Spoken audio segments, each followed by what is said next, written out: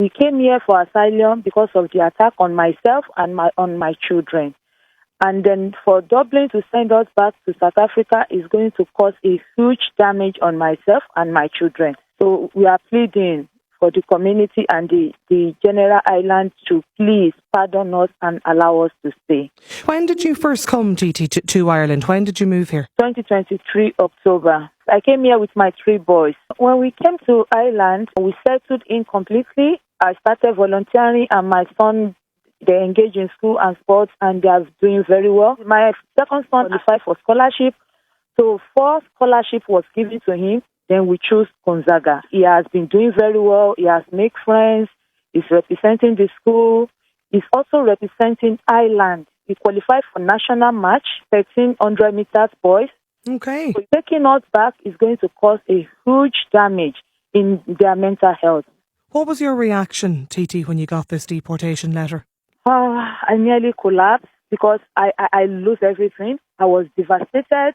I don't know what to do. The rugby club, they're all there to support you. Everybody stand up. They said, no, you are not going anywhere. Finbar is part of the Dèp0rt rugby club. And Finbar, you coach some of the boys, is that right? Yeah, so I've got to know them over the last 2 years and I got to know the whole family. They're just lovely kids. They're all respectful, they're polite.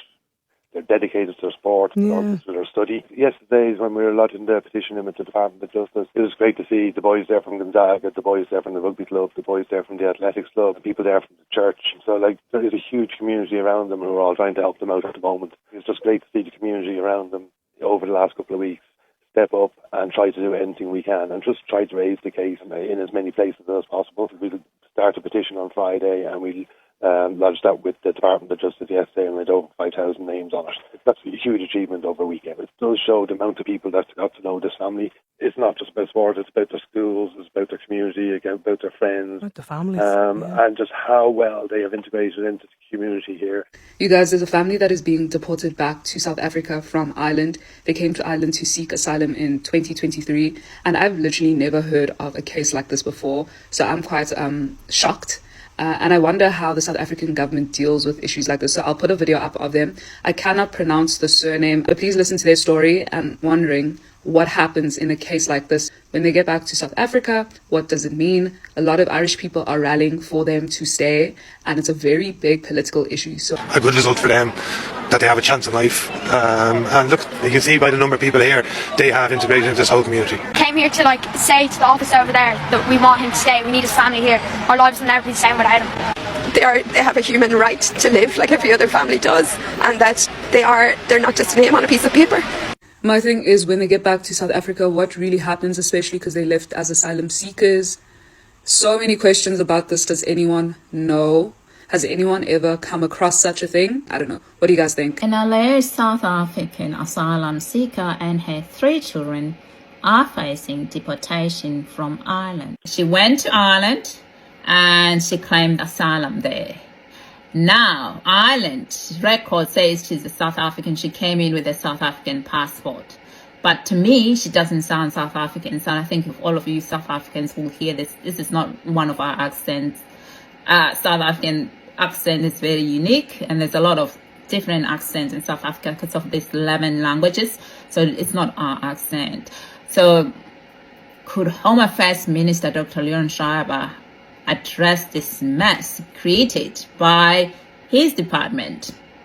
I know you say that the ANC did this, but he's now responsible to fix the mess. How did she get to an island? How did she get the South African passport and then get to Ireland and claim this asylum? How did that happen? The reason why I'm concerned about it is the people that are using this fake passport go to these countries, European countries and Western society. Then, you know what they say? They say South Africans did this, South Africans did this. But when you look at the history, this person is not a South African. We've had stories like that in the past of people going to these countries with a fake South African passport acquired illegally to go to this Western society. And when they arrive there, their records says South Africans, but they're not South Africans. So I am tired of people claiming asylum in our name, not in our name, please. Can the Home Affairs Minister address this mess and tell South Africans whether this woman is a South African. Can he do his job? Because I'm tired for people going to this Western society, doing all this crap with our name, using our name. So can the Home Affairs, the DA Minister of Home, Dr. Leon Schreiber, address the nation? Why? How did we get here? Actually, how? I want to know how we got here. This is not original papers. This is fake papers. Where do you get this? Who made this for you? You cannot speak English. Eh? You can't speak English. Smart. English is smart. Then how do you get it so that you come with a crocodile? You do jump on top of the crocodile and come here. How did you come here? From which country then you come here? From India, and you came from India. How did you? Without the passport? No, passport. Yeah. Where's your passport? Passport is.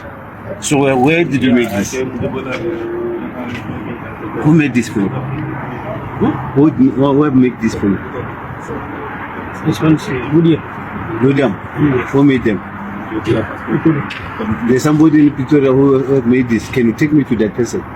Can we go to see the guy in Victoria? Oh, it's long. Like guys, yeah. Another friend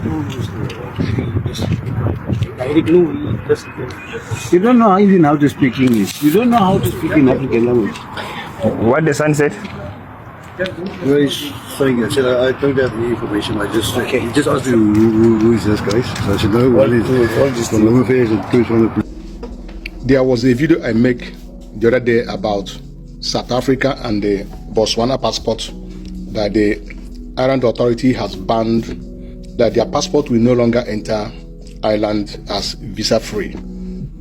Then South African men and women begin to attack, and they begin to use different kind of hate speech, directing it to Nigerians, blaming Nigerians that it is Nigerian that destroyed their country, it is Nigeria that spoiled their passport, it is Nigerians that always use and forge their passport to go to another country to go and seek for an asylum.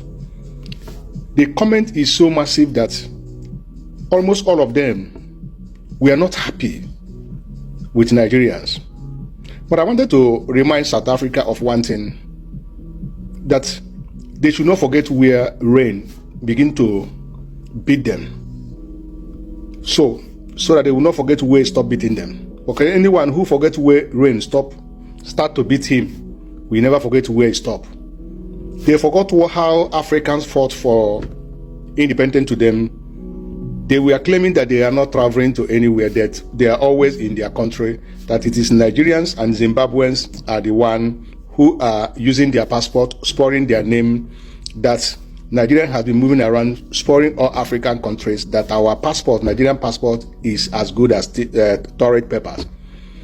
It called for urgent action for our government in Nigeria to really intervene, because that hatred can cause another thing.